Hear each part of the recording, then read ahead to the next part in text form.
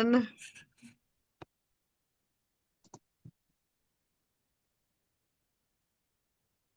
We're going to get started in just a few minutes, but in the meantime, if you'd like to put in the chat a recent wildlife sighting and where you saw it, we'd be happy to see.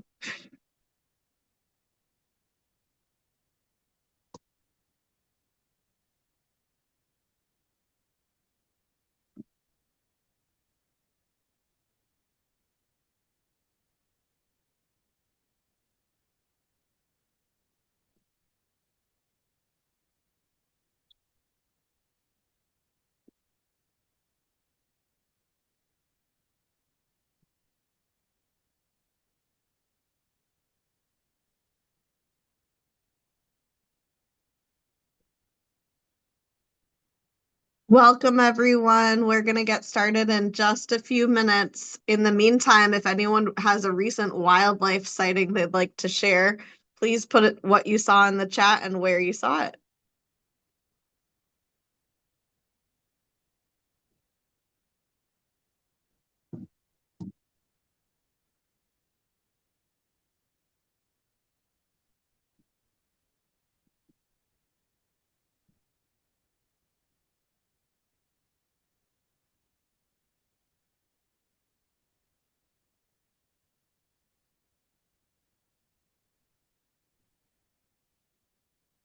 Some good sightings.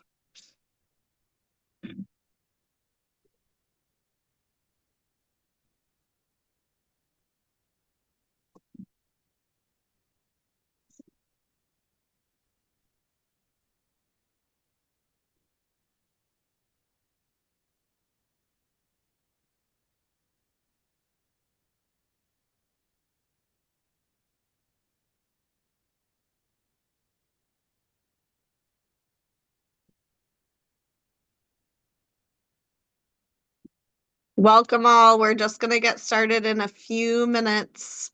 Wait for everybody to come on in. In the meantime, if you have a recent wildlife sighting, please share what you saw and where in the chat.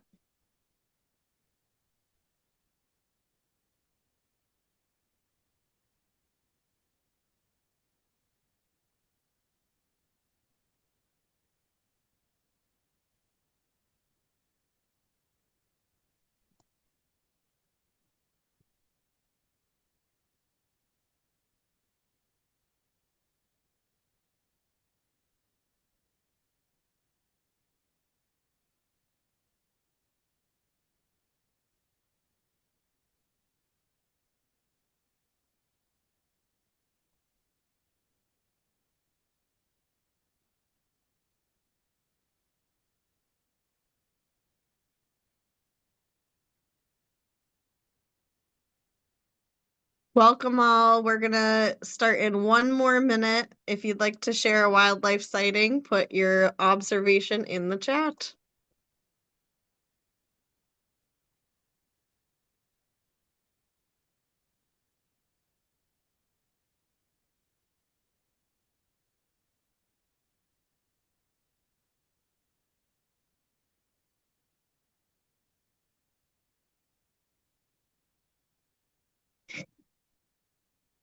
All right, I think we'll go ahead and get started as the wait room slows down. Welcome to the Dam Busters series. My name is Lisa Kumpf, and I'm the River Restoration Director at Charles River Watershed Association. Dam Busters is a collaboration between us at CRWA, the Mass Rivers Alliance, and the Massachusetts Division of Ecological Restoration. This webinar offers, the series offers basic information about dam removal. It's not intended to advocate for the removal of any particular dam or dams. For this year's topics and exact schedule, please visit the Mass Rivers Alliance website, which we can put the link in the chat.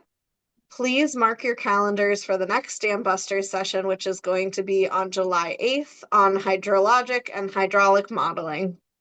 Also, mark your calendars for the Dam Busters in-person conference this September 18th. More information about that conference are also on the Dam Busters website.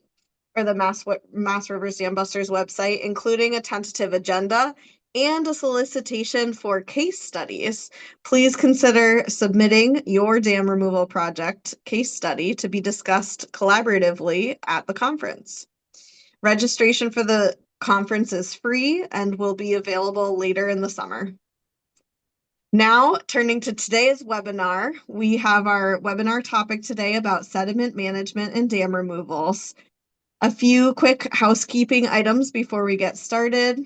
First, this session is scheduled to end at 1:00 p.m.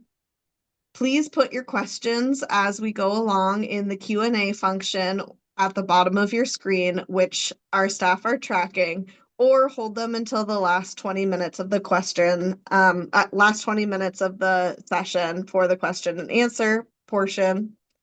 Also note that these webinars are being recorded. These recordings and any other webinar materials will be made available on the Mass Rivers website after the session is over. Thank you for those who have been completing the post-session surveys. We will send out a survey link after today's webinar, and that information is really valuable to us, so please fill it out. And now I am delighted to introduce our speaker today, Geoff Goll. Geoff is a founding partner and president of Princeton Hydro LLC, a water resources and geoscience consulting firm. He has over 35 years of experience in engineering design and environmental consulting.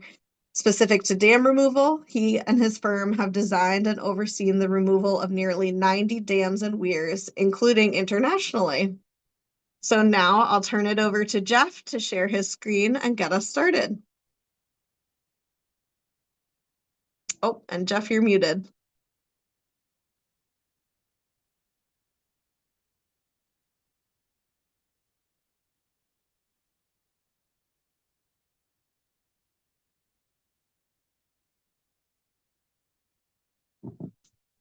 There we go. I lost my screen for a second there. So let me share my screen and then I will put that up. There we go. Okay. Can everybody see that? Great. First of all, I want to thank the Massachusetts River Alliance for the invitation to speak, and as well as the Mass DER and the Charles River Watershed Association. Very much appreciated to share my experience on sediment management. So with that, we'll get started. We have a lot of slides to go to. So just a quick agenda. We're going to go through these items, how much active versus managed sediment, and what are they? What sediment characteristics do we need to know? Then we'll talk about the sediment processes and predictable chaos, as I call it. Reflection of the watershed and sediment yield. Investigation guided by understanding of the reaction of the impoundment and sediment to the loss of the dam. And active management methods. And then I'll do an example real world project that I worked on. So first of all, I wanted to kind of talk about, this is a diagram I made. It's a schematic of what I call the active versus passive management approach, and what the costs are and how much time is needed. So obviously, if you're having 100% passage or 100% passive management, you have your initial dam removal, and then you let the sediment go. And granted, it takes a number of years to become to what I call ecosystem restoration achieved envelope here. Or you have the most active, 100% active managed, and it comes up here. And notice that I have the line here where it says in practice 100% active management, because even when you're done with all of your active management, the river still does need time to adjust and get back to equilibrium. So there's a number of different aspects of dam removal. And sediment management is just simply one. The very obvious is the weir to be removed, or the dam, the infrastructure to be dealt with, fill and encroachments historically, and we'll talk about a little bit about that later.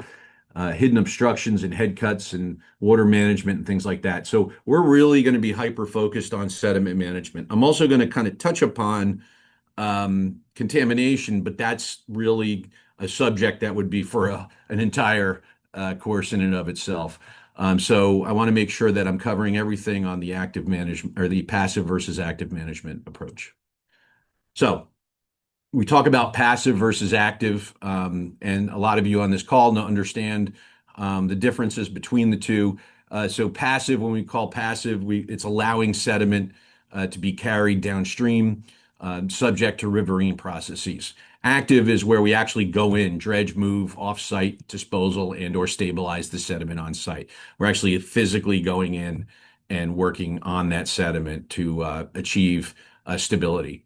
And then there's a combination of both passive and active sediment management as well. So, and that depends on the sweet spot that you're trying to get to, because really, in order to upscale dam removals in the United States and around the world, it's really going to be important to try to find the most cost-effective way to achieve the goals of ecosystem restoration and resiliency.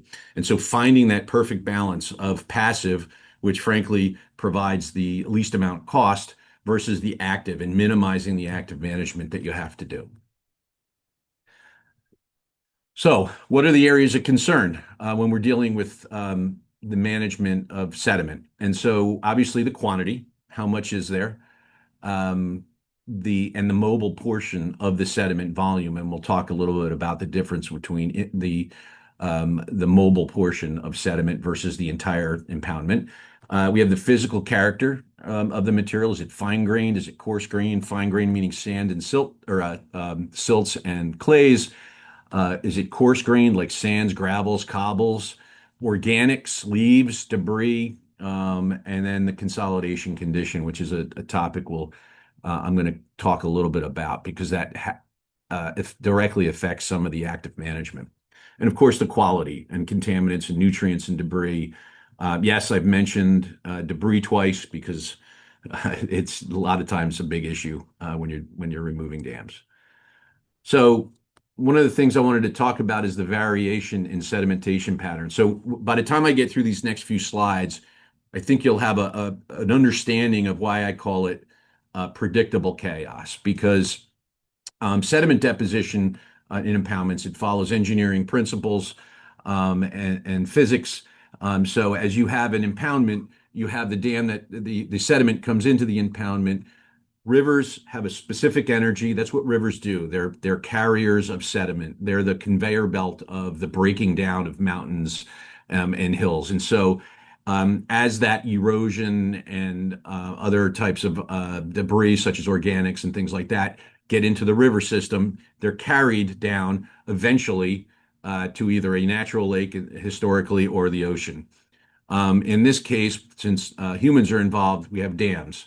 And so the river itself provides a significant amount of energy that can carry that. But once it hits an impoundment, basically the energy drops. So your cross-sectional area of your river increases dramatically, slowing down the flow and then promoting the deposition of that suspended and bedload material.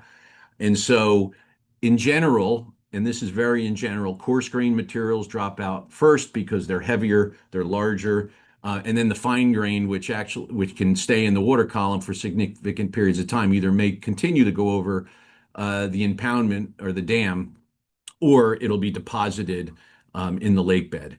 And there are also different variations of sedimentation that you'll get depending on the configuration of the dam. And so, each of these dams also have a capture efficiency until eventually they'll reach an equilibrium. And what that means is the sediment coming in, they fill up to a point where they can no longer have the ability or the efficiency to capture sediment. So the same volume of sediment that's coming in is now going out. So we call it a mass balance of material. So now to add to the complexity of this one here that looks nice and clean, um, just doing some research and trying to really put this into perspective. The amount of sediment comes in, it's not just a matter of the configuration of the impoundment. It's also it's seasonally impacted. and it's episodically impacted. So in the spring, that's when you get your high flows, your snow melt runoff. You get a high energy, you get a lot of flushing. And so some of the clays and silts may actually be carried through the system because there's a lot of energy being carried into these riverine dams. And cobbles and gravels along will definitely settle out. They may go a little further into the impoundment, but generally they settle out.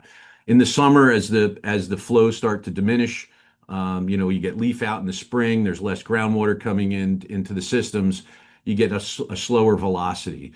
So it's basically these impoundments act as like a calm lake or a pond, which leads to other issues such as nutrient recirculation and HABs and harmful algae blooms. And so you generally during dry periods you'll get clays and very fine silts that settle directly into the mid pool and up near the dam. Um, in the autumn, you get variable flow. So you get alternating bands of sand and silt based on some of the storm pulses, which we'll actually talk about. But then you start to get that wet weather again. Winter, very low flow, ground freezes, you get a lot less erosion. And so you essentially start to really slow down the velocities and the amount of water and actually the amount of sediment that's coming in. So you get more of a fine-grained clay flock that comes in and then potentially settles out. And then you get the episodic events, which is these storm events, which actually can have significant impacts and likely and usually have the most impact on bringing sediment into a system. Just as a note, it's been identified that, for example, if you're hit with a hurricane, it can actually, within the one hurricane event, bring 3 times the amount of sediment you'd get in an entire year in just one event. So that's something to consider. And it gets very mixed. So an example I wanted to show is these are the Eilwa dams. They did research. I love the name of this paper. It's called Autopsy of a Reservoir. And so they basically go in and they did a very large, a big analysis of these two reservoirs that were in line. You have the Glines Canyon Dam, which is on the left here, and then the Eilwa Dam over here. So this is Lake Mills and Lake Aldwell profiles here. And so you'll see that actually the profile of the upper lake is really what captured the predominant amount of sediment. And at the lower lake, it also captures sediment, usually the sediment that would carry on through the upper lake, but also in the localized watershed from the upper dam to this impoundment.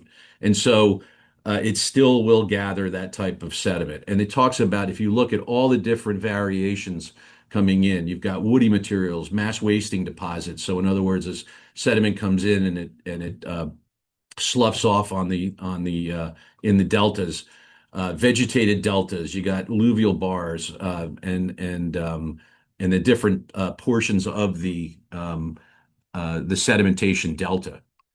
And here's a profile of both lakes. And as you can see, even looking at the various profiles that they observed and noted, how heterogeneous the mix of this material is. So yes, coarse materials settle out earlier, fine grain go a little further, but seasonally it mixes as the sediment progresses in the lake. The coarse materials start to settle out further and further, and so they start to cover up. So you get more coarse grain materials here, and it starts to cover up the fine grains that are below it, and then you get intermixed. Storm events can happen. You'll get event-driven deposits as well. And so it becomes this amalgamation of different types of sediment, although it follows that, and it is very chaotic in how it comes in, but how it gets laid out follows a specific pattern of coarse grain in the upstream end and fine grain in the lower end. And you get all kinds of sediment, large particle variations. So you get things, obviously, like you get your silts and sands and clays. In some urban areas, we'll get brick and roots. One in the middle was we were doing a hydraulic dredging, and these roots were clogging up the hydraulic dredge. And then one of the larger human anthropogenic particles we found was a small motorcycle that had actually been deposited within one of the impoundments. And the watershed is really also what defines what comes in, and what sources of, for example, contaminants and sediment come in. So it's really important to understand when you're going in to do your assessments, and we'll talk about this on the planning, is the impounded sediment is sort of, and I have a quote at the end by Leopold, it provides the history of the watershed itself. And so being able to understand the watershed and what's in the river and understand that will help guide you. For example, if you have orchards, which may have been historically treated with pesticides, urban areas, you get hydrocarbon runoff and metals. Construction can lead to additional suspended sediment, industrial, and then there's naturally occurring geologic contaminants. And for example, in New Jersey, we get arsenic that is naturally occurring within some of the coastal plain sediments. So again, industrial uses and other land uses. So you get historic industrial watersheds in urban areas.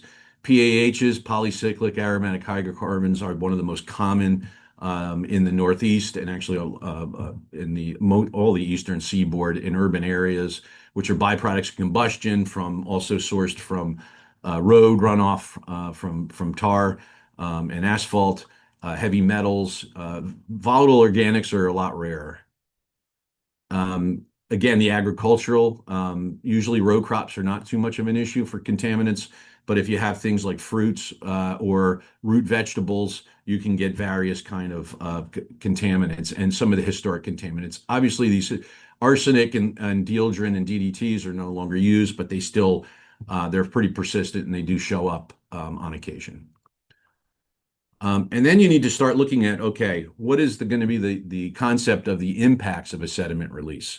And so looking downstream and upstream within the impoundment, is there the potential issue for the sediment to move? And was that bridge that was built in the impoundment built before or after the dam was installed? And did they put the foundations deep enough to be able to, once the sediment moves out of the system or is removed, will this footing be subject to scour? Same thing with utilities.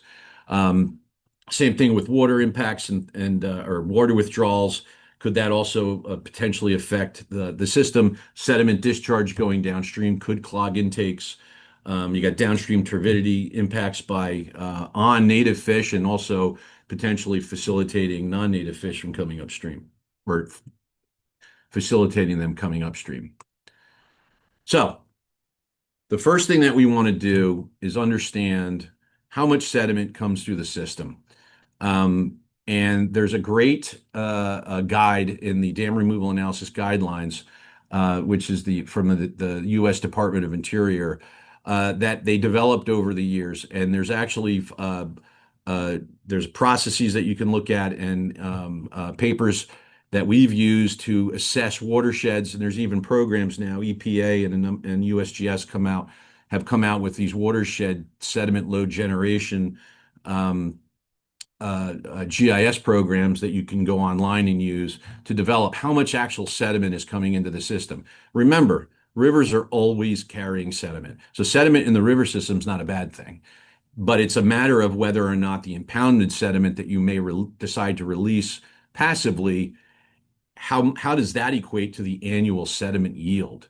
So, for example, so if you have a range of sediment that's from zero point zero 0.01 to to point 1 of the year, then you then really to the volume of the sediment in the impoundment, it's negligible. That's most dams, and you'll see in our at the end that most dams are following the passive release, especially low head dams. And then as you go up, so as you get to where you have the exact same amount of sediment in the impoundment that would be transported in a year, that's where you get to the limit of the small impacts. And once you get above that, you're really in the medium range. That's where you start assessing downstream to see if there's an issue. Once you get above 10, it's considered a large impact. So you have potentially 10 years of annual sediment yield in the impoundment that might mobilize. And that's something that you'll likely have to actively manage at least a portion of. So what is the actual reasonable level of investigation? We all know, a lot of us here, from consultants to NGOs to the government professionals, um, there's only a finite amount of funding to get some of these projects done. So we do live in the Anthropocene, so our rivers have been channelized, modified, impacted by land use. And we're really one of the things, and this is why we try to stress to try to release as much sediment as the system can handle, is because we're really looking at decades versus the short term. And we want to understand that sedimentation behind a dam is simply pent up annual sediment yield. The primary things that we want to look at when we're dealing with sediment is protection of infrastructure, as well as an infrastructure also means the channel itself and its conveyance capacity, protect aquatic organisms, and protection of the functions and values um, of the system. So the first thing you want to do is you have your project. You're going to come up with the concept, and so with that, with all that you've collected, create a sketch of your hypothesis and configuration of a former floodplain, and then determine the most appropriate method of relative to risk. So, for example, the first thing we do is we always look at desktop materials. And so, for example, in these two examples here, they're both run-of-the-river dams. They have very narrow impoundments. The river is confined in the valley. And so by looking at that, there's not a lot of sediment that is actually stored or pent up. And as a matter of fact, as the channel starts to reach and get smaller and matching the upstream and downstream channel widths, if it's truly a run-of-the-river dam, this is an indication that there's probably very little sediment that's captured. But not all impoundments are these very narrow impoundments. So there was a paper by Sawaski where it was estimated that the reservoir width to upstream downstream channel, if it's greater than 2.5 times the upstream and downstream width, most of that sediment will remain in place. So if you go in and you do a survey, and all of a sudden you're like, oh my God, I have 100,000 cubic yards of sediment in here. Well, you're not necessarily going to have to remove all that sediment. You're going to look at the actual, what we call the mobile portion of that. And that's shown in the green lines here. You can estimate that by looking upstream and downstream at the channels and the immediate floodplains, and then focus your investigation in those areas. So your field investigations, you want to follow bathymetric and hydrographic surveys, do your sediment probing, borings, we'll show examples of that. Bias the sampling where the conceptual model tells you to sample. In other words, the area of mobile portion of the sediment. We don't necessarily care too much about what won't be transported downstream and might be eventually stabilized. And investigate the dam. Is it a simple timber crib dam? Is it more complex? It really depends on the risks that you're looking at and the type of dam. Property boundary and topographic surveys and evidence of utility crossings, prior dams, and other possible obstructions. So, as we start to look at the impoundment and remember all the different variations of sediment particulates that are in these systems.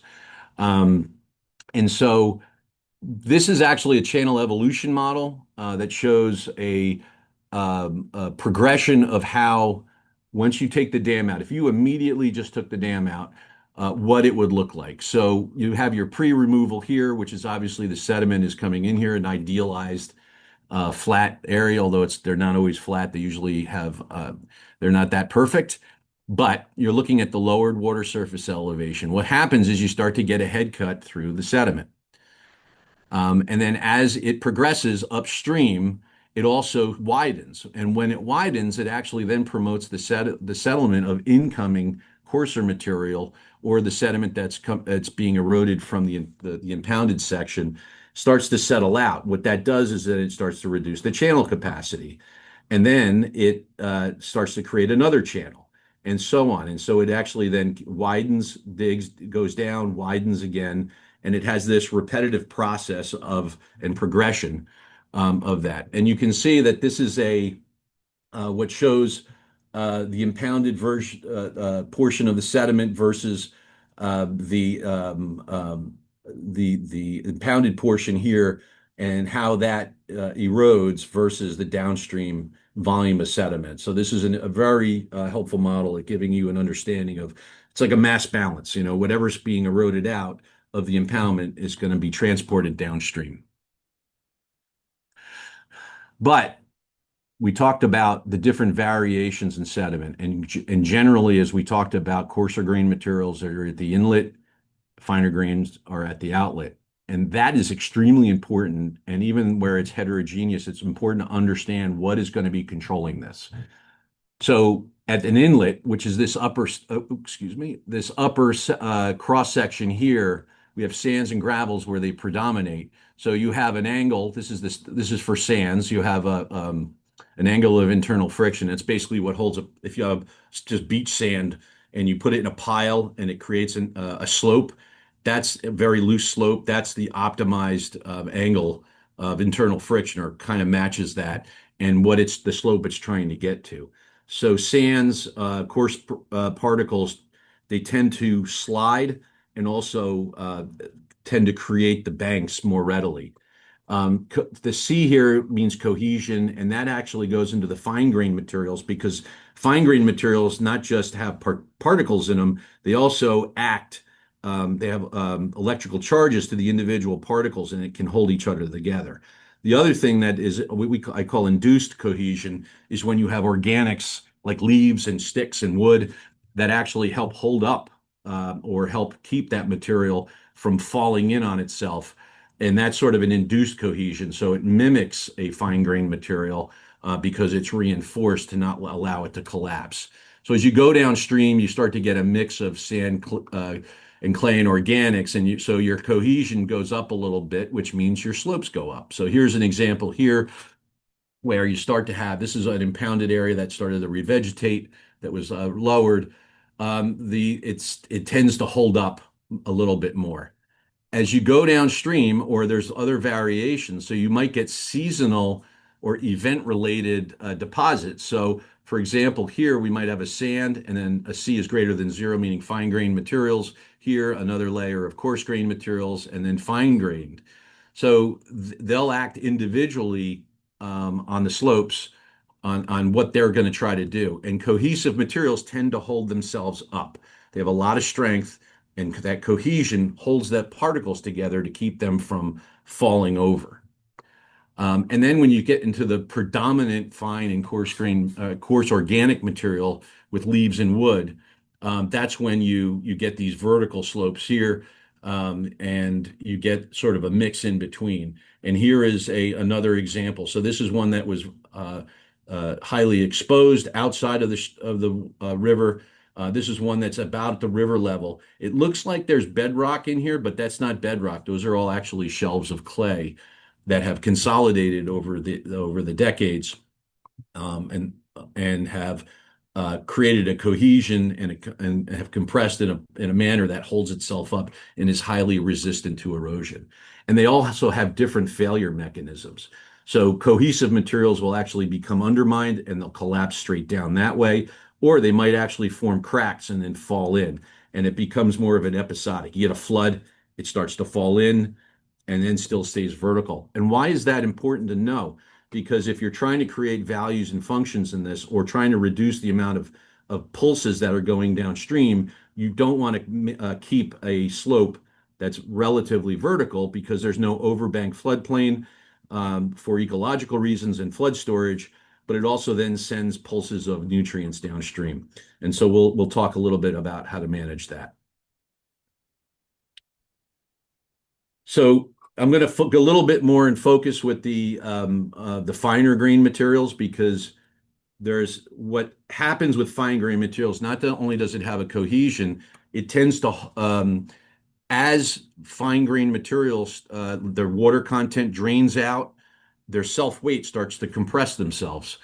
And so what happens is, if you think about it, you ever take a soft material and you push it together, it actually gets a little bit stronger. And that's because the soil particles are becoming more in contact with each other.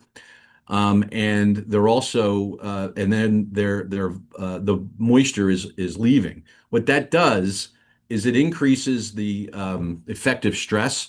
So the effective stress that's been pushing on this material and self-weight, the cohesion increases as the soil particles come together.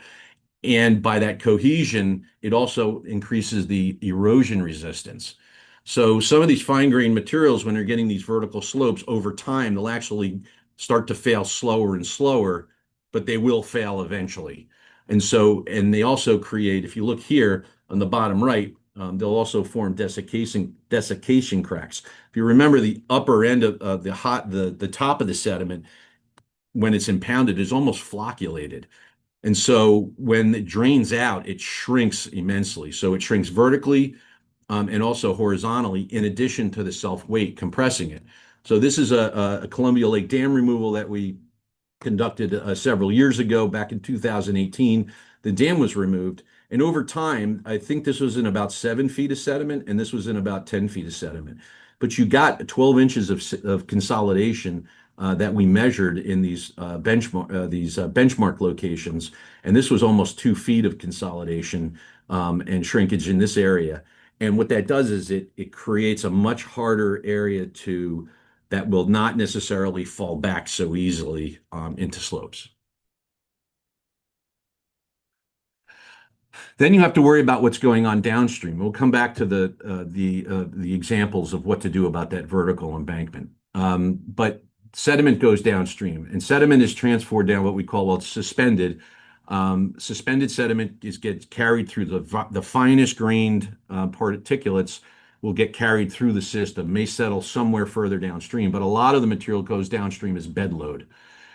Bed load is what is concerned for channel conveyance capacity, blocking culverts and bridges, smothering benthic invertebrates as well. So, and the suspended sediments are concerned for fish health and water quality as well. But generally, the sediment pulse that's going downstream, it starts to disperse over time. So even though you have a lot of sediment that's being deposited, as it goes downstream and is translated horizontally, it moves downstream on event related on a different storm events.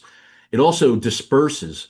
So it doesn't move upstream like this arrow shows, but it actually starts to spread out. And so some of the material remains here, and then some of the material starts to spread out. So not only does it translate downstream, it also starts to translate. So as you go further and further downstream, the impacts are going to be less and less. And on the right here is just sort of an example showing the progression. You have your dam removal, you see your sediment come into the system, it deposits, it forms channels, and then as storms happen, it starts to clear out and move downstream. How is that done? It's all done through stream power as well. So stream power is the ability of a system to carry sediment with it. It's essentially the unit weight of the material, the sediment itself, the flow, and the slope. So we've got the unit weight of the material, the flow here, the cubic feet per second, and the slope of the system. And this is what's called the stream power here, which is basically uh, the power of the total stream power divided by the width, and that gives you your per foot. And you can actually do some estimates to say, okay, how quickly does this river have the ability? How does the flow? Yes, there's the size of the channel, but how is the flow? Is it consistent enough, or is it large enough that it's going to carry this material downstream? And so this River Smart Communities stream power and river sensitivity core screening is another great tool to use to make sure your sediment can be carried downstream. So, passive sediment management. So we're conceptualizing the ecological responses to dam removal. What happens? And we're looking at natural sediment regime in rivers. We've all seen it when it rains. When it floods, you get that cafe au lait color in the stream system because that's what the river is doing. And so looking at the sediment yield in the system, how much is coming down versus how much is being mobilized. And to do the sediment volume to compare to your sediment yield, that's where you need to do your sediment survey. So lots of different ways to do it. You can use total stations and poles. You can use GPS and rods, sounders, dual frequency. They'll actually get top and bottom of sediment with limitations. And you can even use like geophysical, such as seismic or even GPR. to figure out how much sediment you have in the system. And that'll give you your total amount of sediment, and then going back in and doing the analysis to see what will actually mobilize. So here's just a quick example of a bathymetric survey. This is a run of the river dam. You might recognize this shape from a prior photograph. This is a relatively incised system. It's confined in this mountain valley here, but we end up finding where our sediment, top of sediment is and bottom of sediment. And we can find, for example, in this area, there historically may have been a braided channel, or this is a bedrock outcrop or something like that. But it gives us a sense of where this water is going to go. And this is another channel as well. So, and again, where is it? Oops, sorry, I'm going the wrong way. Hold on one second. Let me go back. Here we go. Ah, okay.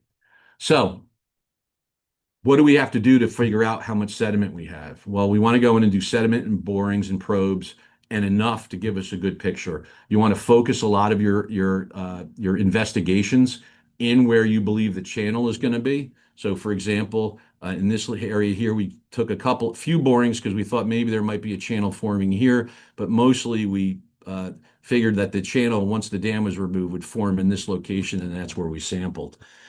Different types of ways to sample. If it's shallow enough, you can actually use hand probes. You can use hand corers. They have commercially available. My, frankly, personal preference is to use soil borings. So using the standard penetration test, it's basically a soil boring. It collects it in a split spoon, and it brings up relatively well disturbed samples, but it gives you a good profile and a resistance, and actually helps you find the bottom. And I'll show that in the next probe. This is from an acetate tube we took, and it's interesting. You can see almost the seasonality and event driven. The darker is the fine grained organics, and the coarser grained is lighter, but you can see sort of how that alternates. And then this is using vibrocores. Vibrocores are great, except if you hit a very like a dense sand layer or deposit layer that's not the the original river bottom, it could give you a false sense of the bottom, but it also provides an excellent stratigraphy as shown on this diagram here. Okay, so here's looking at sediment that's been collected. On the left is upstream to downstream. This is actually for the Columbia Lake Dam removal. You can see that in the upstream end, you get very coarse materials, sands, alternating layers of some fine, like a silty sands, some clays, alternating layers. But you get to the bottom of this, and you start to run in. For example, in this case, we ran into, I think it was like right here. We ran into the original river bottom in this location. So these SPT borings where you can get these samples really helps. As you start to move downstream, the material becomes finer, and you can see how a lot of the organics and silts and fine sediments consolidate into we call it, has a consistency of when you're excavating like black mayonnaise, if you want a sense. This third one here shows we actually ran into an old peat area. And so our boring actually likely came down through where there was either a side channel with wetlands or a bog. That wasn't where the original channel was. And then again, downstream coming up with finer and finer grain material. Really gives you a sense of what you're dealing with. This is a log that you would take a geotechnical boring log showing the different stratifications of materials, so organic silts, and then we have greenish gray clays here and silts, and then you get to the bottom where the original bottom, and you get these resistance. So you'll actually, as you start to come down, weight a hammer. So basically, there's almost no resistance. It's that soft, and then you start to get these blow counts where they start to get, and these are measured in 12-inch increments, so 2 blows per foot, 23 blows of the hammer per foot, and you can see this is now we start getting into the original lake bottom or the original river bottom area. And the grain sizes. The grain sizes go from very high, this is a very fine grain predominant. So the 200 sieve right here is where it breaks between coarse grained and fine grained. So in the lower reaches, you're going to get a predominant amount of fine grained. And as you move upstream, this really lined up nicely. This is at the uppermost area. You get a lot of sands and coarse materials and gravels, and then some fines in this area. And these are just typical profiles that you'll come up with. This is what we modeled here. We did a bathymetry and aligned it with the borings. You can see some of the borings here in addition to our bathymetry. And as you look, we started looking at, okay, what is the mobile portion of this? So this was what we thought would actually move. And this is the section we thought we would actually have to actively manage to create a floodplain because we knew it might, the vertical banks would stick up. And so we wanted to create a connection to the floodplain. So we're going to talk about the different management techniques. Obviously, you can dredge. It's the most expensive portion of it. So either by dredging it and removing it from the site or relocating it. We'll talk about that on the next slide. Um, Using excavators or hydraulic dredge. Hydraulic dredges are actually, they can be hit or miss in some of these run-of-the-river systems, especially in urban areas where you have a lot of coarse grained materials like brick and other debris, or motorcycles, as I showed you in that one slide, can clog up the pipes. But this is one way to do it. I call it this active quasi-passive, where you're actually managing the sediment in the impoundment. So you'll actually, for example, take sediment on the sides, create bioengineered soil banks tied into the solid banks on the side so that it doesn't get bypassed. What we call pilot channels. This was a passive approach to pilot channels. We actually opened up the dam at a specific location to create that where we wanted the channel to form. And this is another one where we simply regraded. This is very high banks here and vertical, and we regraded it and put in barbs to help direct flow and create that connection between the river and the floodplain. So my strongest recommendation for the engineers out there is to uh, include a phase three for these plans. So you have a phase three erosion and sediment control. There's also a phase three adaptive management plan in here. So if you see that, this is the erosion feature, for example, but we also had a phase three adaptive management plan that shows all the different techniques that we may use based on our experience and the information we've gathered. Doesn't necessarily mean we're going to actually use them all, but it helps the client have the budget or plan for the budget to ensure that all these things can get taken care of so they can reach the goals of their project. You want to do a sediment management plan, obviously your due diligence, your sampling, your laboratory analysis, and then you want to talk about your sediment management approaches and this is I'm showing the list of contaminants here, but then will it have to be brought off-site or can it be managed in the impoundment? So we're going to go into a specific project. This is the Lake Paulina Dam. This is located in northern New Jersey. And this is a dam that's the impoundment was about, I think, 2,600 feet long. The dam was down here. There was a small bridge here. This is a utility crossing, a rail trail bridge here. And the impoundment basically went up to about here where there was a bedrock outcrop. So how do you plan without seeing below? So what we actually did when we did the proposal work for this, we actually went and looked at some older aerial photographs, and we found this one from back in I think this was back in the 40s or 50s, but it shows the channel pattern. And actually, in this photograph, the lake had been lowered, likely for maybe maintenance or some other reason. But it showed where the patterns of sediment came from. So what do we want to do here? What we do is I looked at where the overall in the aerials, what we see was the largest sediment deposits or the bars that are within here. I then looked at a FEMA map, and we were able to see where that sediment is impounded here. We extrapolated upstream based on because the flood study stopped here, so we ended up extrapolating. But looking at an equilibrium slope in this location of where we thought the river would want to be and where the original bottom was likely, and extrapolate that upstream to get that initial volume and where this thing is going to go and where the channel is going to progress. We also, walking the site, there's a railroad here with a lot of rock. There was a bedrock outcrop here. It was also this is a fill-in area that was armored as well. And over here, there were some armored areas and bedrock areas. that we knew would be more resistant to erosion. And frankly, that's where the channel was trying to get to. It was trying to get into this meander pattern. So what you find is we know that at a minimum, this section here, and in this case, we drew it vertically, expecting in this section that it would be standing up, and then later actively managing and coming in to do the rest of the stabilization. So what we did is we came in, we did a phasing, staged the dewatering for the controlled release of water, but also the exact location where we wanted the channel to form. So we actually offset it on river left emphasis on this opening so that the channel would start to scour and form there. And then this is an aerial view of the breach. We went down about halfway.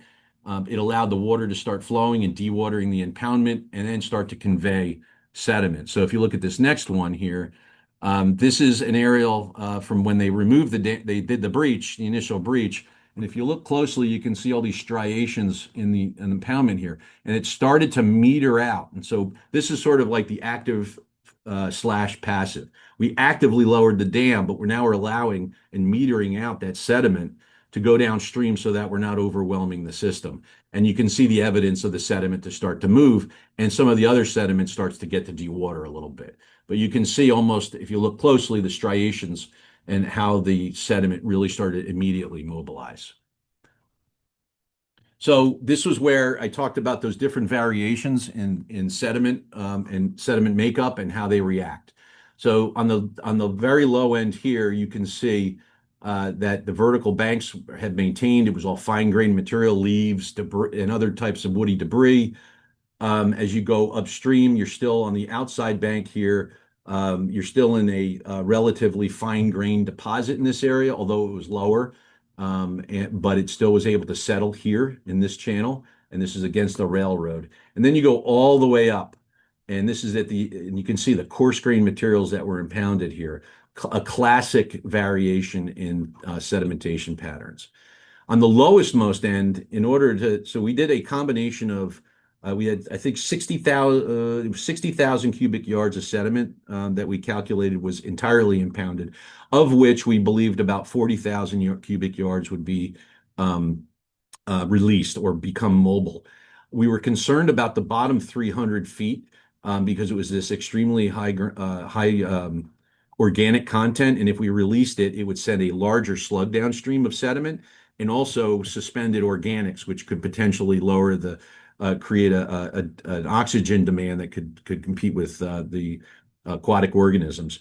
And we didn't want it to move downstream because there was a bridge. So we excavated about, I would say about 20, no, I'm sorry, this was 80,000 yards. We expected 40,000 to mobilize, and this was about another 10,000 that we had managed here. And that was hauled off site and removed from the site, and we actively dredged it. But if you can see, you've met that balance of passive versus managed sediment release. And so when you're looking at the sediment management approaches that we're looking at, this is a histogram of our firm and basically of the projects that we've managed over the years. The predominant amount is passive. They're very slow head, small dams, and they are able to be passively released. A smaller percentage is active, and then another one is where you're actually getting the combination of active and passive. And then this shows sort of the differences between the different types of stabilization methods or active management methods. So release, passive revegetation, release and stabilization, things like that. So it all adds up to these general percentages.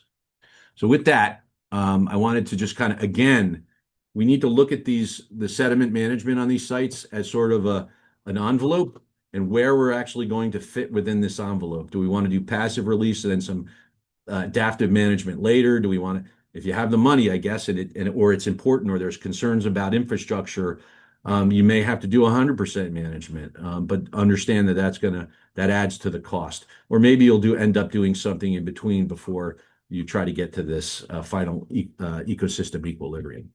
So with that, I want to thank you. I know that was a lot of information. It's probably a semester's worth of information, but I wanted to kind of get a general understanding for you to take in. And of course, I can answer any questions now, but also later on, if there's follow-up questions, I'd be more than happy to answer them after the presentation. Thank you. Fantastic. Thank you so much, Geoff. We have a few minutes to answer some of the questions that came in on the Q&A, but we probably won't get to all of them. So we can make sure that you all are connected for any additional questions that we don't get to. First, question from Cindy. How much sediment sampling is generally required prior to conceptualizing the outcomes of a dam removal project? Is there a rule of thumb for sediment sampling? That's a great question. A lot of states don't have necessarily a specific prescription for how much you're supposed to settle there or sample. For some states, they'll have actually what's called a beneficial reuse, where they actually have a prescription to determine if the material's clean fill, and it's you sample X amount of samples per Y amount of cubic yards you have. But generally, before you're doing your concepts, we go in and we try to do the sort of a minimal area of sediment. So we look at where the different types of sediment have settled out, get a sense of where we think that channel might end up being, and then get representative samples from through the system from the more coarser grain material all the way down to the fine grain material. So, for example, in this case, on this project, I think we had about 8 or 9 samples that we analyzed first to sort of screen it out. And once we screened it and we found the contamination was minimal, we were able to stop there and convince the regulators that we didn't need to sample anymore. But if you do find contamination, you may end up having to do more. But there's not a. I know New York State right now is they're ready to come out with their sediment sampling manual. They're trying to catch up because it's been sporadic around the state on how they handle that. And I believe Massachusetts had something they were going to put out, and I'm not sure what the state of that is now, but it was like a sediment management manual. Yeah, and Chris Hirsch from DER also just shared some additional information about Massachusetts in particular to answer that question. Great. Great. Thank you. All right. The next question is, can you talk more about the methods for estimating the mean annual load? For example, how do you estimate the suspended and bed load to get a total mean annual load, and how confident are you in those estimates? Yes. So it's the estimating of annual sediment yield. It's called sediment yield. And so the sediment yield meaning in a specific watershed to a point, an analysis point on the downstream-most area of that watershed, how much total sediment is generated and that runs off of the system. And so the Bureau of Reclamation had come up with it's sort of like it's a very qualitative method. It's based on geology, slopes, land cover, land use, and steepness of the river. And you put all these parameters into the document. I can actually follow up and share that some of the links to that and some of the other online programs that we've used for that. And it comes up with this, what we call this annual sediment yield. So how much is the river carrying downstream? How much reaches the river and how much is it carrying downstream? And so that was developed. Frankly, it was developed a lot in the western states because there was a lot of sedimentation issues in reservoirs. It wasn't originally done for dam removals. It was done for predicting infilling of reservoirs. Because once they built the reservoirs, they realized they're going to start filling in and had to figure out how to manage that. But it's actually been very useful and helpful in the East. It's very applicable here to be able to do that. But you get sort of orders of magnitude, and usually you'll get a range. You might get a range of between, I don't know, just throwing out a number, 10 to 20,000 cubic yards annually that you then can compare to, let's say we have 10,000 cubic yards in the impoundment. So we know we might have 1 to 2 years of sediment equivalent sediment yield that may mobilize. And so in that regard, we may have to now do that combination of, if we can take 10,000 of that and let it go downstream and manage the other 10,000 to get it down to that just an equivalent to a 1 year sediment yield, you can protect downstream resources. Great. And I think there's a similar follow-up question about are there regionalized references for that annual sediment load calculation? Yeah, the Hudson River, there was one that was made for the Hudson River. And the name escapes me right now, but that for there, but not really for anywhere else. There was one I was doing a study down in the between the states of Georgia and South Carolina, and there was a study that was done in the Piedmont. You got to, and this is actually a good question here because you got to be careful. I was told use that source because that'll help you with your sediment yield. And it turns out they just based it on suspended sediment, not bed load. And Mm. so you only got a very small portion of the actual sediment that would be moving downstream from that analysis. And then I defaulted back to the Bureau of Reclamation analysis for that to come up with a an estimate of how much the sediment yield was. So yeah, it's not a lot of regional type analyses done. Great. Well, it's just about 1 o'clock. The final questions, I think folks can follow up with Geoff after he's provided his email here. Thank you, Geoff. And just a reminder to take our survey for this session and let us know your feedback and any potential topics that you want to see in future Dam Buster sessions. We're getting started planning for 2027 already, so we're really looking forward to that feedback. But thank you again, Geoff, for all of your wonderful insight. And I hope everyone has a great rest of their day. Just a final note, I will email you the some of those sources for the sediment yield as well. And I know my presentation will also be Awesome. available, but I'll send that to you if you want to disseminate that out to the group. Yeah, we can absolutely add that on the Dam Busters website under your webinar with additional resources. Thank you. Sounds great. All right. Thanks all. Have a great day.